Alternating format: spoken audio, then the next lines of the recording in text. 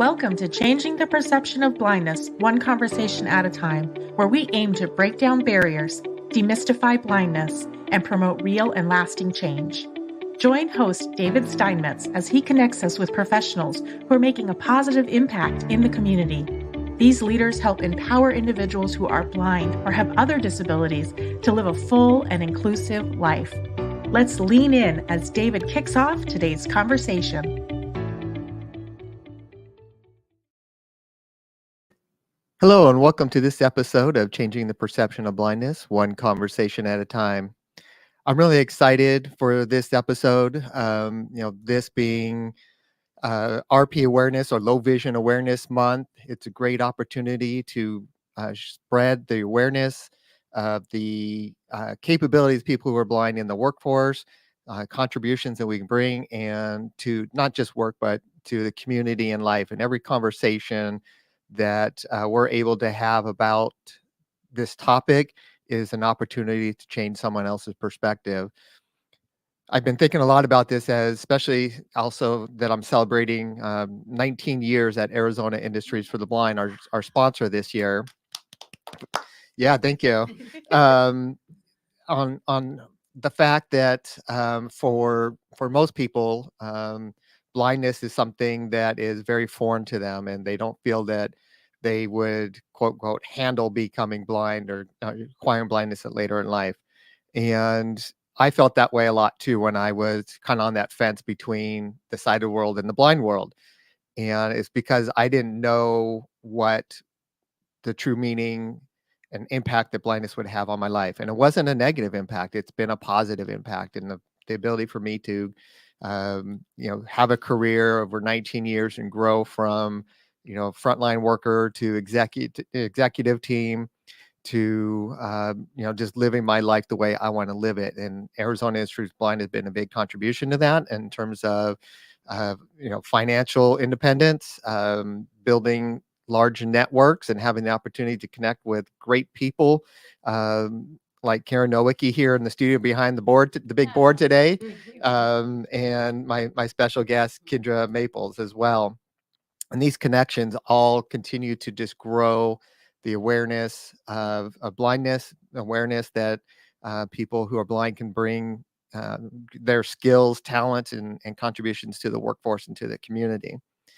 And so some of those things that have to happen though is we have to change our mindset, and which is always hard to do. And because we grown up knowing what we know from our family, from maybe religion or social norms. And sometimes when you have to question those norms or you see something that goes against those norms, it's different. And how do we react to that? So having these conversations today and as we go forward, hopefully will change and help you see the true meaning and true life that you can live if you were to acquire blindness or any other disability, because disabilities does not discriminate.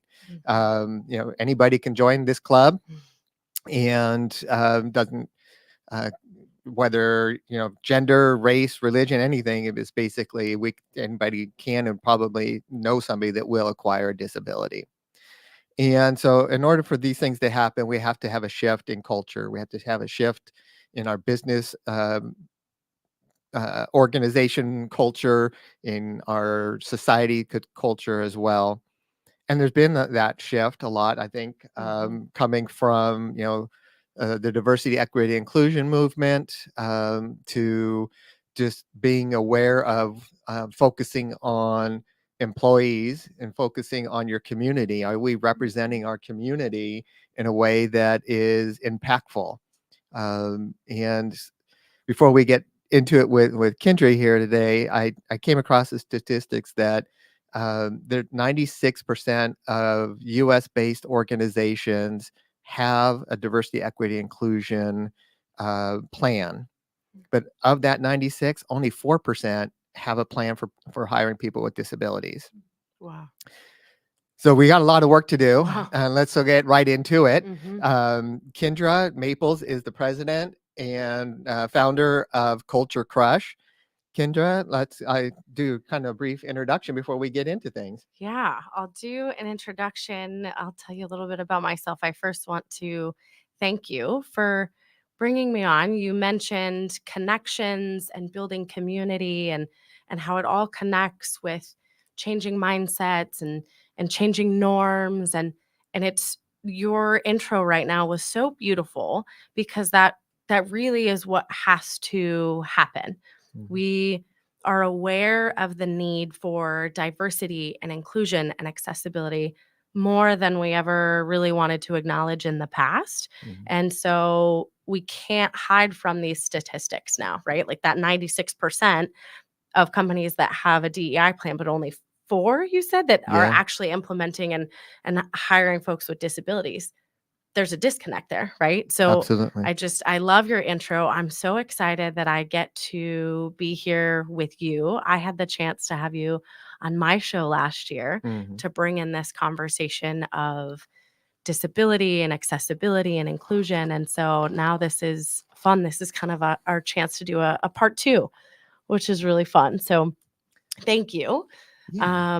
My business is called Culture Crush Business, and it is a hub for resources for improving and building thriving company cultures.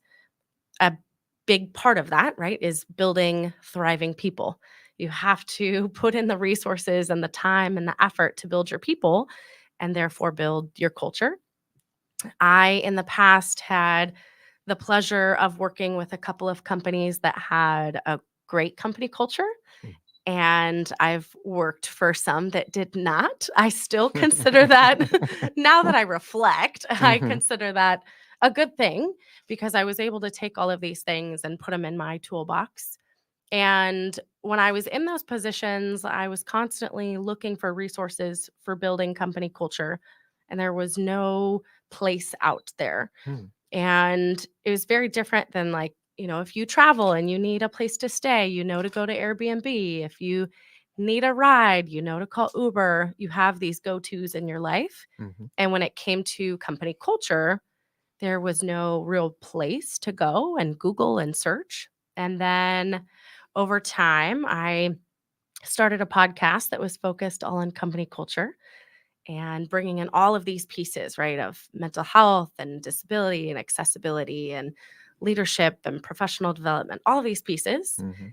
And about a year into the podcast, other companies started to reach out to me for resources. And that's when it went, Mm. everything kind of clicked. And I went, Mhm. oh, this is what I'm supposed to be doing now. So that's where the Awesome. company came from, to build all of this and put all of these resources in one place. And the part to me that's just been so beautiful is now my passion and my purpose have finally aligned. Mhm. And back to what your intro was about, right? The connection and changing mindsets.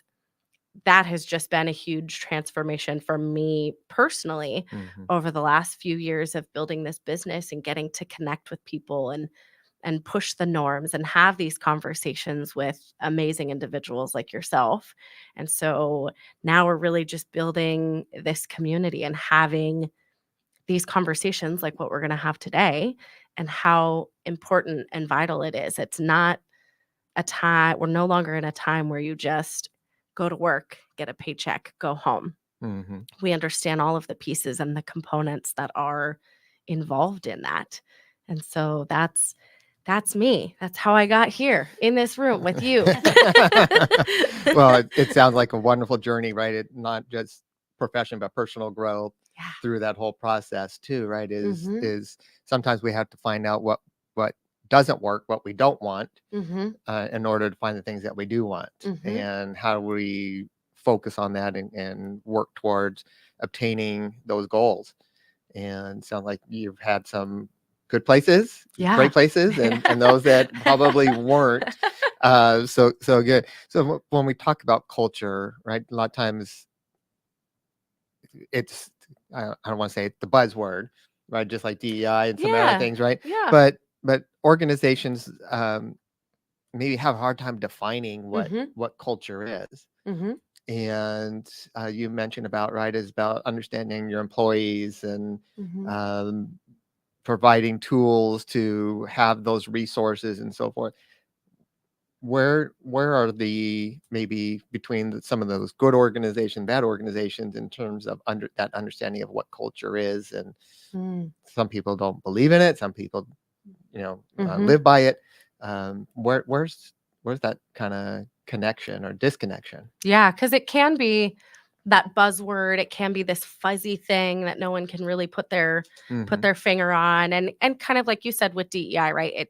It gets to be this buzzword. I can't tell you how many times somebody has said something about DEI to me, and I have asked, "Do you know what those initials stand for?" Hmm. And they're kind of, It's just it's this acronym, this word, this buzzy thing that we hear and we go, "Oh, we have to do it," right? Hmm. And when it comes to company culture, so often people are attached to the things that you can see, right? The physical things. Oh, Hmm. we have coffee.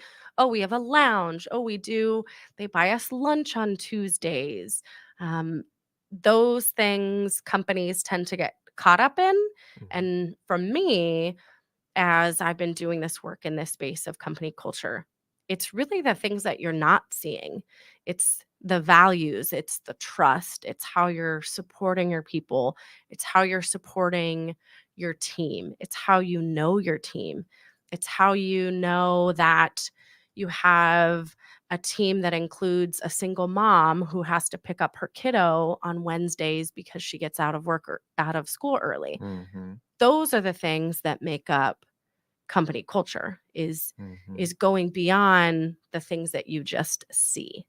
And oftentimes I've been working with companies where those are the things that they want to show off, right? They want to toot their own Hmm. horn about, "Oh, we have solar panels now." And I'm like, "Cool, that's great. Be green." And also, that person just went on a 4-day bereavement leave. Like, how does that weigh together? Hmm. So to me, the culture is really, when you're really working on your company culture, it's these things that you're not seeing in Sure. how the people and the team and everybody connect and trust and support each other. So if I'm hearing you right, it's more of the value you have of your employee, Hmm. rather than the things, right? You hear tech companies or these organizations that say, like, we have a lounge, we have Hmm. cornhole, Yeah. set up in the back, and you can go play cornhole, and during lunch or whatever, or you need to break from your desk, go out and play foosball or whatever. Those are important, right? Because some may say that is valuing me and gives me the opportunity to be creative. But if you're looking at and saying, the case of bereavement, Hmm. take the time that you need to take, Hmm. or if you have to leave, go ahead and leave. And, as long as the job is getting done, I don't care how you do it. Right. Yeah.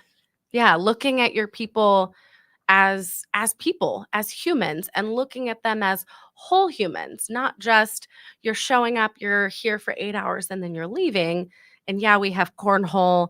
It almost sounds like it's a kindergarten day, right? Hmm. You go for your day at kindergarten, but guess what? We have blocks that you can play with in between lessons of the alphabet, Hmm. right? That's not what it is about anymore, right? It's looking at the whole person. And right, I mentioned the bereavement just because that's come up recently Hmm. with a couple of different companies. Sure. Understanding, instead of being so caught up in, "Oh, we have this great bereavement plan. We're going to let you have a month." Okay, well, what happens when that person comes back after that month leave? Now you've given them this month, but you've essentially said to them, "Okay, here's your 1 month to grieve." Hmm. What happens when they come back and it's now the day that, their parent passed away? Hmm. Or what are the next steps, right? Sure. So understanding them as a person so that later on, like you said, "Hey, do you need to take a mental health day? Go take a Hmm. day, be an adult, do what you got to do, come back.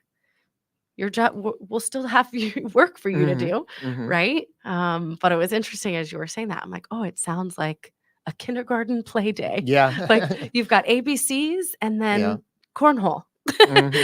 And then Yeah. you leave and go home, and then we see you tomorrow at the same Right. time. Yeah. right? It's so different now, though. Yeah, and do you think that the employees it, the employees have those expectations that organizations are going to have that culture, or is there a change in employee Hmm. um, of what are you going to do for me versus back in the days of you roll up your sleeves, you go in, you do the grind, and Oh, you go home, yeah. Um, and now it's kind of seeing, is there a shift in society or in work culture that is focusing differently? Absolutely. Karen has heard me say this in the past before. I think of my dad. Um, my dad's career, my entire life growing up as a kid, he worked as a frame technician and did body work on cars. Hmm. My dad went to work, did his job, came home.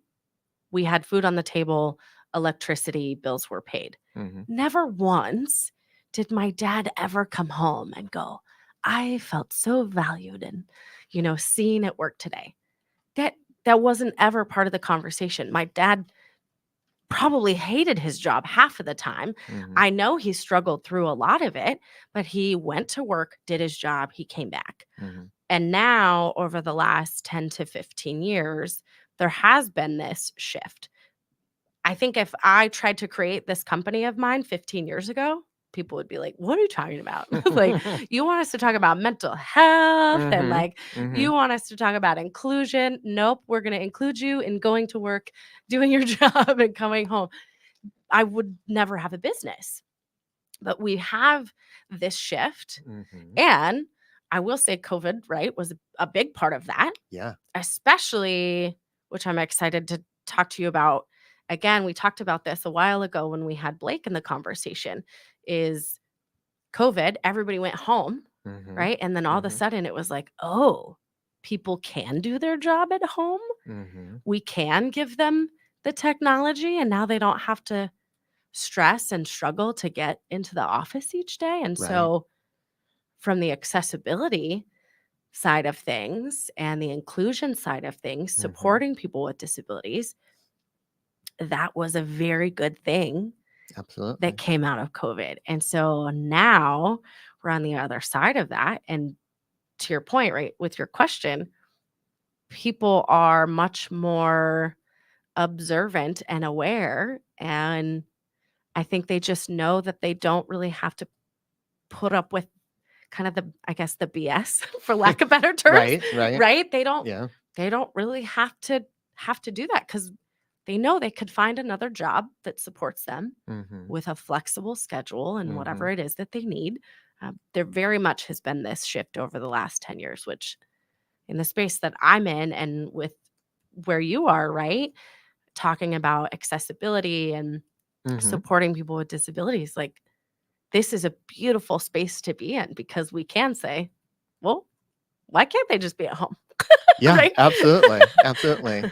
And that's a great point, right? We see growth in employment for people with disabilities from working at home, Mhm. and it certainly eliminates a lot of barriers, whether it's transportation, Yes. amount of time you spend on public transportation just to get Mhm. to work and get home. It kind of breaks down a lot of barriers that if it's not accessible to someone that uses other mobility aids and things like that. Mhm. So absolutely, it has made that an opportunity for growth and awareness, right? And Mhm. that people were forced, or people meaning organizations, were forced to look at what does work days look like Mhm. and really reevaluate some, you know, still may have that negative perception of working at home that, you're at home. That means you're doing laundry or dishes or whatever else. Versus being productive. You're more productive when you're at work than when you're not. And I think that there's been some studies that say just the opposite. Yeah. Um, and for people with disabilities, absolutely, it definitely it helps level Mhm. that playing field.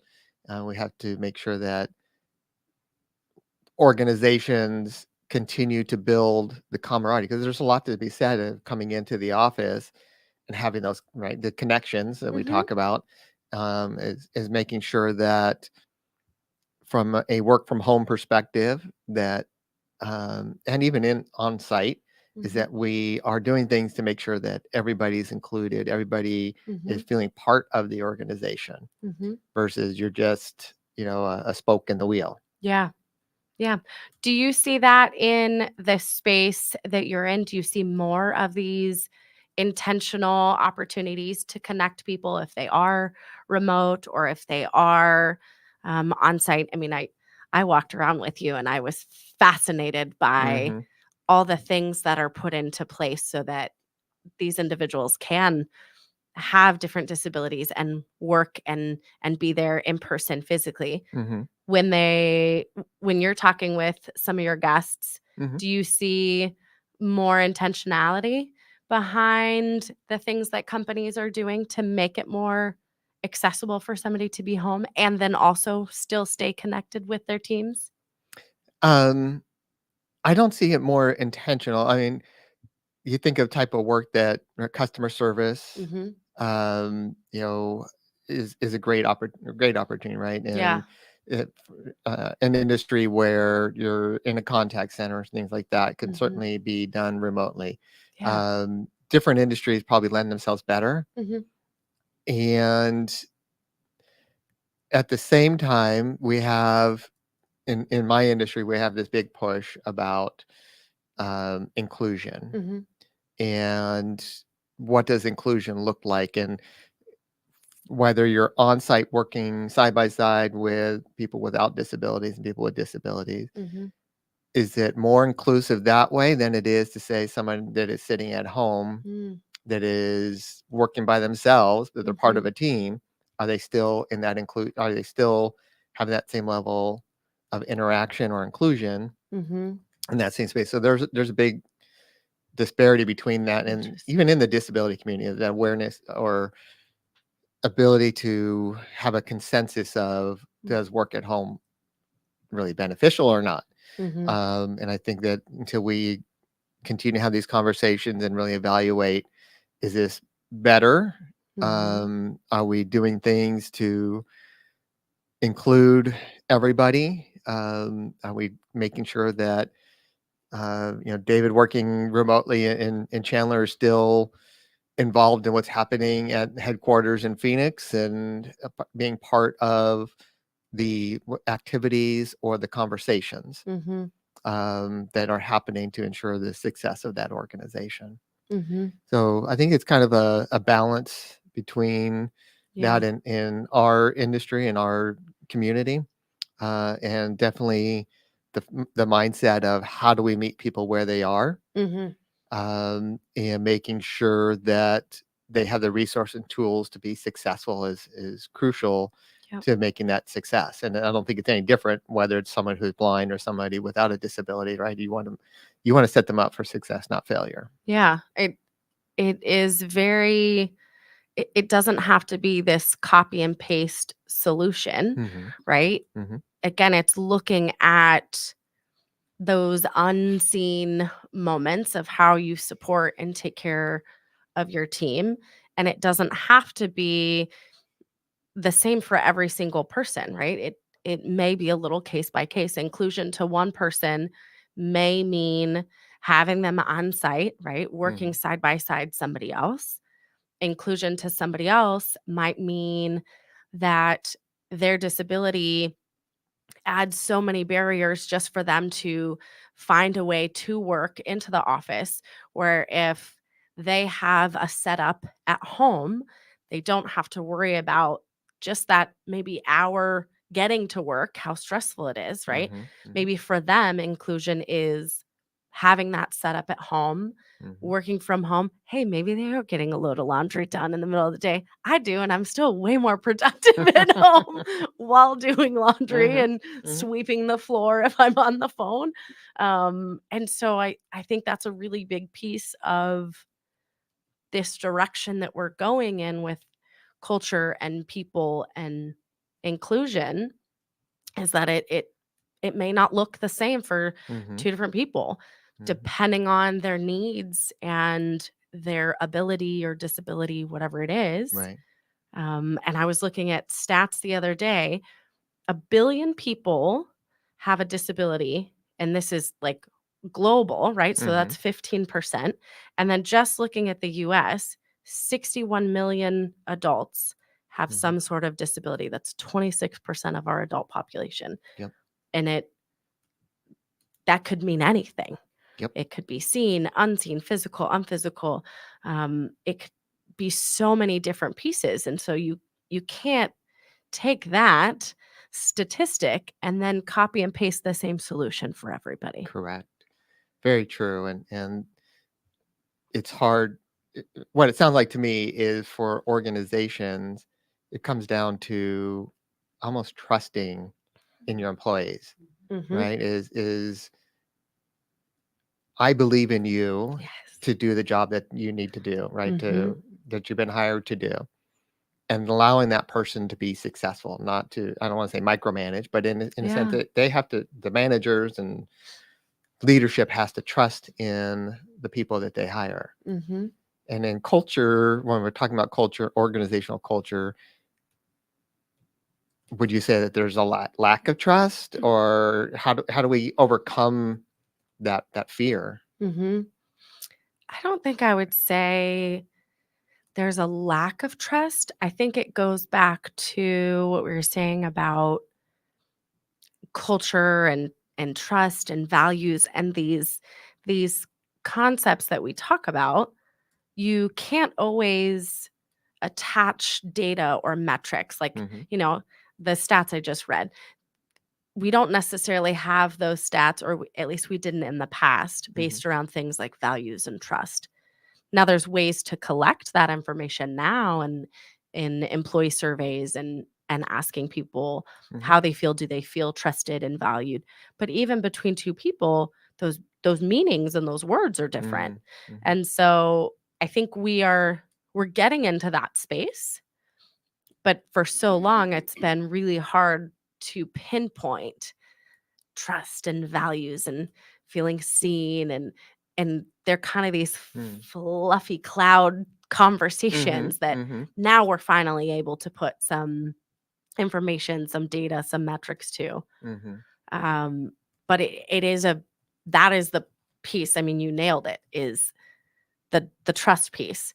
You have to trust that they're not that kindergarten classroom. Right. Right? Right. That, okay, so I do a load of laundry in the middle of the day. I'm still knocking out way more at my house by myself than I would if I was in the office getting pulled in 1,000 directions. Or, that single mom that has to leave early on Wednesdays because Wednesdays are an early out release. Okay, well, let her go be an adult, trust, right? That she's going to go get the kiddo, come back and finish what she needs to finish. And I feel like this is new though. Again, if I had this conversation with my dad 15 years ago, my dad would be like, what? Yeah. Like, what's wrong with you, kid? Right? Right? I mean, Like, how does that factor into how many cars I fixed today? Right. Exactly. And that's things that I see on a daily basis when I'm having conversations, and people have it in their mindset that this is only one way, right? Someone who's blind, they have a picture of that in their mind, or they do, a relative that sat in their chair all day, and that's what blindness is. Yes. And just on the opposite side, of for people who are blind, have to advocate and bring, saying, I am a problem solver. I come up with the creative solutions. I've been doing it my entire life to be able to access technology or whatever it is, just to get in front of you today. Yeah. And help that person see beyond what their own mindset is, and bringing that thought to the hiring manager or that owner of a business, and them having that shift Mm-hmm. and believing and trusting that the person who's here is going to be able to do that. Yeah. And I think that's where a lot of times that big disconnect, and people will ask me, Dave, what's the aha moment? And I can tell you that people who are blind are running CNC machines, or they're doctors or lawyers or whatever else. But until you actually hire somebody, bring somebody and give them the tools to be successful, Mm-hmm. that's the aha moment when they're sitting down and doing the job. Yeah. It's easy to talk about it. It's harder to do it.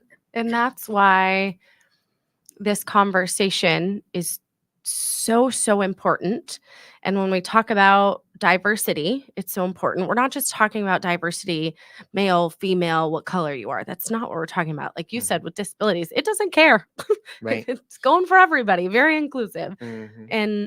And this conversation is so vital and so important because there are those people that maybe they haven't had the chance to interact with somebody who has a particular disability, or in this conversation, blindness, right? They have this kind of maybe movie thing stuck in their head of Mm-hmm. what they saw a long time ago, somebody with a cane, and and now, like you're saying, I mean, everyone's doing every different job and Right. technology. Mm-hmm. When we had that conversation with Blake a little while ago, and Blake was telling me he was mountain biking, I was like, "You've got to be kidding me right now." Right. Yeah. And I said, I can see legally what's happening in front of me, and I won't do what you're doing." And he just flat out goes, "That's the problem." Mm-hmm. And I was like, "Ugh, that that struck to the core," Mm-hmm. right? Mm-hmm. And so I am so thankful because I am in this space and having these conversations. And even the work that I did before, I worked with veterans for a long time in that space of seeing, Mm-hmm. right, disabilities that are physical and non-physical. Mm-hmm. You don't know, you don't see Right. it. Right. And so from that point to now, right, continuing these conversations, I have put myself in this space to have these conversations and to learn. And thankfully, I have people like you who I can ask the questions to, and I can say, "David, what do you think about this? Should I Mm-hmm. do this? Should I not do this?" Or Mm-hmm. even my event that you were at, that you spoke at, you came, and then Steve, a good friend of ours, Mm-hmm. Steve had a stroke about 10 years ago and lost mobility in half of his body, and he's in a wheelchair. And man, this man's all over the place too. And so I was able to openly ask both of you, Mm-hmm. "Hey, is this setup okay? Should I move this table? Mm-hmm. Is this more accessible?" And I am honored, though, because I have individuals like you guys in my life to openly ask these questions to, and it's coming from a place of sincerity, and I want to Right. learn, and I want to support you and everybody else. Mm-hmm. And I say all of this because I know that there are still people out there who don't have that diverse community Right. to talk to and to have these conversations with. And that's why this show and what you're doing is so important, so that if people are at home and maybe they've never interacted with someone, I mean, they've interacted with someone with a disability, they just Right. didn't know it, right? Right. Yep. They can listen and be part of these conversations Mm-hmm. and learn. That's Yeah. how we're going to learn from each other. Yeah, I agree. And that's where my show came out of, right? Is having Yeah. that conversation, one conversation at a time. And it and just as much as for me to learn about the things that people like you are doing in terms of Yeah. culture, and how do we change, right? We talked at the beginning, I don't want to make it quote unquote fluffy or whatever, right? Mhm. Work is work, and we have to, Yeah. like you said, treat everybody like adults Mhm. and meet people where they are. Um, if you need to take time off to go, or like for my case, if the bus breaks down or doesn't show up or whatever, Yeah. and I show up late for work, we understand Mhm. the circumstance that's happening, and it's beyond your control. Mhm. And can we be more flexible in our attendance programs, versus say, well, you were late 5 times or whatever it is, and we're going to have to let you go. Mm-hmm. Is understanding what people are, and I have to learn those things as well. Is I can't walk in with a chip on my shoulder saying I expect you to do X, Y, Z. Mm. For me, I have to be able to educate. I have to be able to understand what your organization is and Mm-hmm. what you're about, and make sure that I can meet those expectations Mm-hmm. and help you, the company, understand what my needs are, and then we're both on a win-win situation. Yeah. Can I ask you a question on that? Yeah. How, if you have somebody that maybe is new in this space of learning how to maneuver through having a disability and advocating for themselves, Mm-hmm. right? Mm-hmm. How do they start? Like, how do you encourage them to start to figure out those ways to advocate for themselves, especially if it's something that's newer, right? Mm-hmm.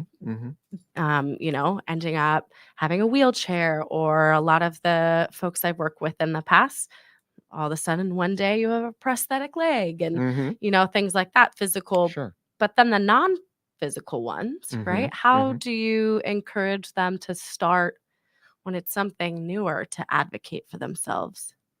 Yeah, that's a great question. And for I'll speak for myself, and I think a lot of it came for me was through acceptance of my disability, Mm, right? So there was the typical grieving process, right? And why mm, me? Denial, anger, and hope, and then acceptance. mm, And when I got to a point where I accepted the fact that um, I can't see, right? And doesn't mean that I can't do. mm, And from that point, it made it much easier for me to go in and have a conversation um, with an employer or someone in the community. And, I did a lot of education in elementary school and middle schools of disabilities. And um, to be able to know what's right for you mm, and um, have the tools to go in and demonstrate that you're capable of doing the job, for example, mhm, or to say that, you know what, I really want to go to this coffee shop, but there's no wheelchair ramp for me to get into this store. mhm, In fact, I had to do that in the coffee shop by my house. They kind of remodeled and changed the access to the building, so from the street. And so basically, there used to be a sidewalk that wrapped around. That sidewalk ended and dumped into the parking lot. And I was like, well, I really want to go get my coffee, but it's really dangerous for me to be walking through the Yeah. middle of a parking lot. So I reached out to the city and I said, here's the situation. I really want to go here, but this changed. What Mhm, does it need to be done to make it more accessible? mhm, And I met the city planners out there, and we had conversations, and they extended the sidewalk and made it more accessible. And so I think it started one being comfortable enough to say that this is important to me, and two is to do your research, and then three is to push yourself out there. mhm, And a lot of times it's hard for people to, if you're interviewing for a job, to disclose that you have a disability, mm, because someone's going to look at you differently right off the bat. yeah. You're right. And so you have to advocate, you have to promote yourself, just like anybody else does in a job interview, is promote your talents and your Mhm, skill sets and knowledge of that job or that industry. mhm, I think all that is part of the advocacy, um, and just sharing. For me, sharing my story mhm, is, I think, the biggest way for me to advocate for people who are blind. yeah. Yeah, I love that. And especially like you said, it's a process. Mhm. There's a grieving and an anger step in there that you have to Mhm. get Mhm. past. And then, like you said, just sharing your story, that's how others are going to learn.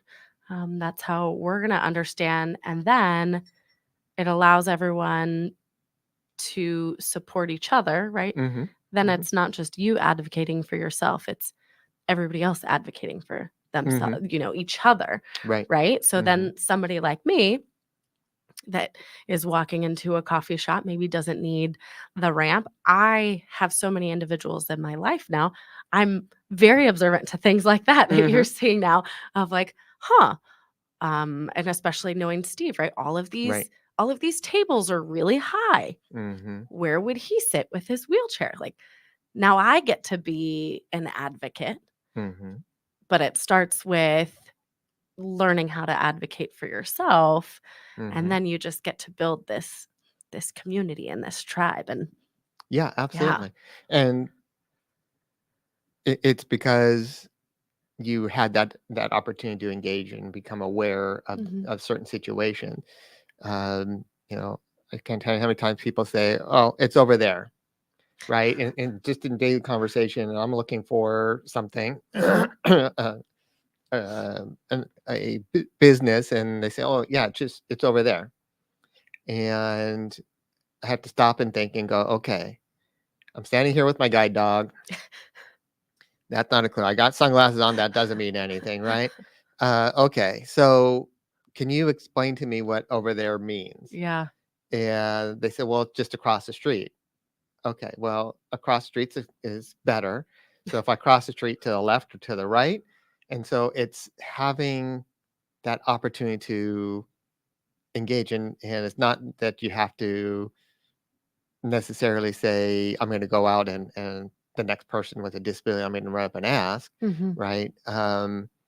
It's seeking out opportunities. If you, as I said, at the beginning, show, we don't know what we don't know. Mhm. And in order to kind of ties back into the culture is if we're going to build this organization, then we should educate ourselves. Mhm. And in order to educate ourselves, I'm going to find some experts in this field. Mhm. And so there's lots of nonprofits like Arizona Institute for the Blind.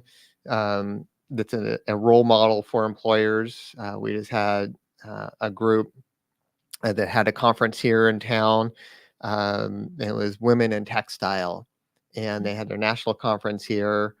They came and Wow. took a tour of what we're doing, and although we're not doing cut and sew type operations, as a third party logistics provider, it's the kind of same production type mindset Mhm. is look at the possibilities, not the impossibilities, and um, ask the questions how, and then you can take that knowledge back to your organization and have conversations with other nonprofits in your area to make this work, Mhm. right? And you said it perfectly. We don't know what we don't know. Mhm. And so if you're not introduced to whatever the topic, right? It could Mhm. be this topic of accessibility and inclusion and disabilities. It could be, I don't know, forensic studies. It could be chemistry, whatever the Mhm. topic, right? Mhm. You don't know what you don't know if you're not in that space Mhm. to gain that information. Mhm. Um, even, in this space, I was working with a company a little bit ago, and they one of their initiatives, again, they this tag of like, oh, we got to work on DEI. I'm like, okay, why? Where is this coming from? Mhm. Right. Mhm. So we did some deep dive and figured out kind of where it was coming from. And so they wanted to have some of these layers that were a little more accessible. Right. And Mhm. the very first thing, and I'm not a marketing person, but the very first thing I knew to ask was looking at their social media. I'm like, oh, you don't have the alt text. Mhm. And I'm not a marketing person. And they were like, what's that? I'm like, oh, well, that's step one then. Right, right. Right. Mhm. But again, they had no idea. There was no one in their team to start to introduce them to these steps of Right. the technology that we have now to implement into our websites and our social Mm-hmm. media and the way that your screen readers work and all of that. I'm just new understanding and learning in this Mm-hmm. space, right? Yep. And so I just got to be able to go, okay, well, step one, and now let's find somebody who's the expert in that space. Now that you know that this is a direction that needs improvement, Mm-hmm. to actually go in and make sure your website is accessible and Mm-hmm. there's alt text and things like that that I didn't know a year ago. Mm-hmm. And now I get to be an advocate and start to have these conversations and then Absolutely. introduce to the experts in the spaces that can actually then take the next steps of whatever it is. It's the Mm-hmm. sidewalk outside of the coffee shop Mm-hmm. or alt text on a social media post, right? Absolutely. It's everywhere, the little things that we can start to do. Absolutely. Absolutely. And from Culture Crush perspective Mhm. and your perspective in terms of where where does an organization you say, people call you and say, hey, we want to improve our culture, or we want to have a DEI initiative, and you say, well, what does that mean? They don't know. Where do you go with that, or what are your next steps in terms of if somebody says, well, I want to learn more about this, or we want to implement this kind of Yeah. strategy? There's a couple of different ways that companies will find us and that we can start to help. Usually it will start with some situation, something that's happening in the workplace. Maybe they already have a pretty good culture that they're working on, but there's some situation, right? The bereavement I mentioned earlier, Hmm. I mentioned that because that was the situation with one particular company. Sure. Um, the CEO came to me and said, hey, we really need some mental health resources. Okay. Okay, that's really broad. What's going on? So we deep dive to really figure out the situation. Well, the situation in their case was they had a team of 17 people. About 7 had somebody close to them pass away within 1 year, Mm-hmm. a parent, a sibling, or a child. That was the thing, right? The situation that we needed to figure out, because that's different than just sharing mental health resources with their staff. We needed to figure out what's the situation. Now, how do we support their team as a whole, knowing that there's grief and they're going to have to maybe have some mental health days, or can they take a grief retreat? All of these things, right? We Mm. needed to figure out what the situation was. And so in a lot of cases with DEI, that's what comes up. They come to us and they're like, "We need DEI." Mhm. Okay. Where is this coming from? Mhm. Oh, it's coming from your board that you need to add some diversity. I look at their board of directors and they're all white men. I'm like, cool, that's great. And also, let's learn about the board and let's Mhm. add some other diversity in there. And Sure. so that's how some of the Mm. companies will come to us. Is there some situation, something, and then we get to deep dive. And when we deep dive, we look at it from a very whole perspective. Mhm. So it's more than just the board, right? It's more than just, I need some mental health resources. Mhm. Another one that companies have come to us lately about is communication. We need to build communication. Okay. Hmm. Again, where's it coming from? And sometimes we deep dive and we figure out, oh, it's actually in your processes. How are you supposed to communicate with each other if some of the team is texting, some of the team is posting on Slack, some of the team is Mm. emailing, and there's no consistency Mhm. in the actual process of communication, right? So Mhm. we get to deep dive when there's situations like that and really look big picture and figure out, okay, what are the pieces? Mhm. And then the beautiful part is that I don't have to be the expert in all of these areas, Right, right. right? Mhm. That's why I love being able to find new resources and new partners. So if there is that conversation of, right, accessibility, disabilities, I can loop you into the conversation Mm-hmm. as the expert into that. I don't have to be. Right. So that's kind of one of the ways that companies will come to us. And then the other way is through our community. We're building our community events. So that's beautiful because people can go and then just be introduced to different resources that they had no idea were Right. even in existence. There's a lot of companies that support culture in different ways that you would never even think to search for. You would never Google half of the partners we have because they're so unique. And Right. so building these community events is really great because I get to introduce everybody to resources that they walk away going, "Oh my gosh, I had no idea." Yeah. And that's a really beautiful part because it's just like these conversations. Yeah. They didn't know what they didn't know, Yeah, exactly. right? Yeah, and it's interesting in the fact that, right, what is it that's kicking this off, right? You're asking the why. Mhm.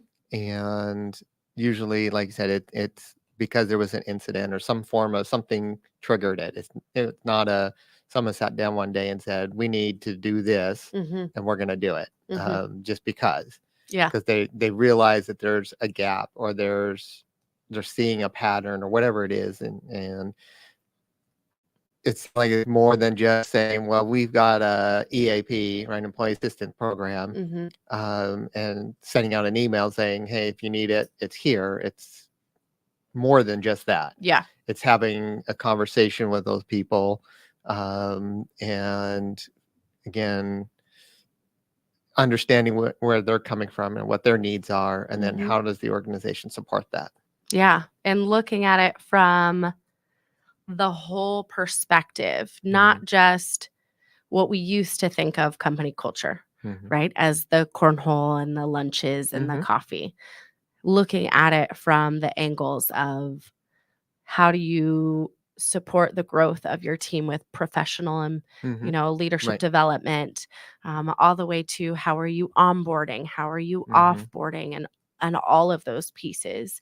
So that there's another way that companies will come to us and we'll go in and do an assessment so that we can find maybe they have a really great company culture, but they just want to figure out the resources to take it to the next level. And we can go in and we can do a full assessment too to see, okay, you're great. And also, how can we improve, right? Your car's running really well, but maybe we should change the oil. Your check engine light hasn't come on yet. Let's catch it before it does. Right. And work on some things. Awesome. No, Yeah. I love that because it's almost like when I think of it coming from a production or manufacturing background, right? Is we're looking at the entire system. Yes. And I've had people on guests on my show about lean and things like that. Is right. We're looking at, you may not be getting the production out of that machine that you expected. So you have to look at all the things before it and all the things after that machine that could be impacting that machine to reach its full capacity. And so it sounds like through Culture Crush and your resource and team that you bring to the table, it's not just you've got a problem here. Let's look at what is happening upstream and downstream as well, right? Yeah. Yeah, that's a really beautiful way to say it. That's cool. Yeah. So if somebody is interested in connecting with Culture Crush and you, how do they do that? I'm all over LinkedIn, so you can find me, Kendra Maples, plural, like multiple maple trees. I'm all over. And then Culture Crush Business. So we do a lot of posting resources on LinkedIn, and then culturecrushbusiness.com is the website. So that has our community events. Right now, they're just in Arizona, but the next location that we'll do in-person events, we're looking at Denver and San Diego as our next locations. But yeah, we're out there on the LinkedIn world the most. Yeah. Very good. Yeah. And I just want to thank you. We've met prior, and then I was on your show, and I just continued to learn so much from you, and love your enthusiasm, your passion for change, and making the world a better place for everybody.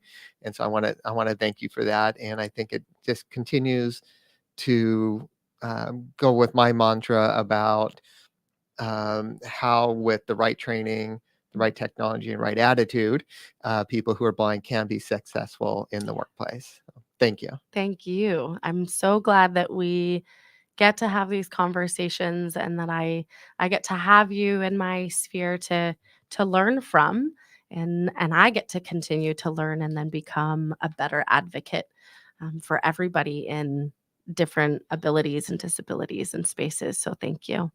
Awesome. Thank you. Thank you for listening.